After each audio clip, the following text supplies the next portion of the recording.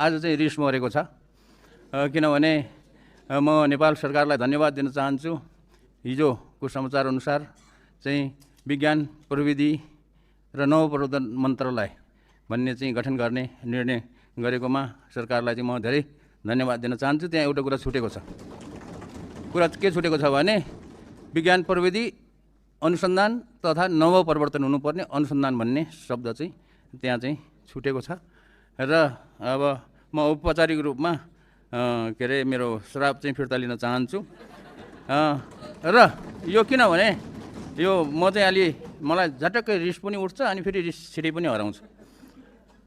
अब म अरू कुरा केही भन्न चाहन्न। यो जुन नीति तथा कार्यक्रम छ यसमा एउटा दुईवटा कुरा थपियोस् भन्न चाहन्छु।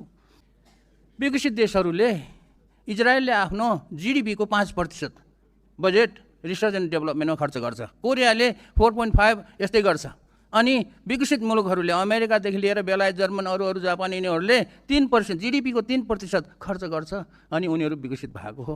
हामीले जिडिपीको 1% पनि कल्पना गर्न सक्दैनौँ। किनभने जिडिपीको 1% के अरे खर्च गर्ने यो अहिले हामीले नीति ल्यायौँ भने यो हामी चाहिँ डुबे जस्तो हुन्छ। त्यसैले जिडिपीको पनि छोडिदिउँ, यो चाहिँ पुँजीगत खर्चको 1% भन्ने राखौँ। यो कति महत्त्वपूर्ण छ भन्ने कुरा म तपाईँलाई सामसुङ इलेक्ट्रोनिक्सको एउटा उदाहरण दिन्छु। सामसुङमा यो ठुलो कम्पनी हो, त्यहाँ धेरै किसिमको कामहरू भइरहेछ। र इलेक्ट्रोनिक्स डिपार्टमेन्टले, सामसुङको इलेक्ट्रोनिक्स डिपार्टमेन्टले उनीहरूको वर्षको रिसर्च एन्ड डेभलपमेन्ट खर्च तपाईँहरू कल्पना गर्न सक्नुहुन्न, 38 खरब रुपियाँ छ। मोटामोटी नेपालीमा भन्ने हो भने 38 खरब रुपियाँ सामसुङ कम्पनीको 2025मा उसले खर्च गरेको। जहाँ कि अहिले हामीले अर्थमन्त्रीज्यूले बजेट बनाउँदै हुनुहुन्छ, हाम्रो मैले मोटामोटी सुन्दाखेरि हाम्रो यो वर्षको आर्थिक वर्षको बजेट चाहिँ 19 खरब रे है, हाम्रोभन्दा डबल रिसर्च एन्ड डेभलपमेन्टमा। त्यसैले यो कुराहरू विचार गरियोस्। र एउटा कुरा म के भन्न चाहन्छु भने शिक्षामा सुधार गर्नको लागि चाहिँ माध्यमिक शिक्षामा अहिले 2056 सालदेखि शिक्षाको दरबन्दी बढाइएको छैन।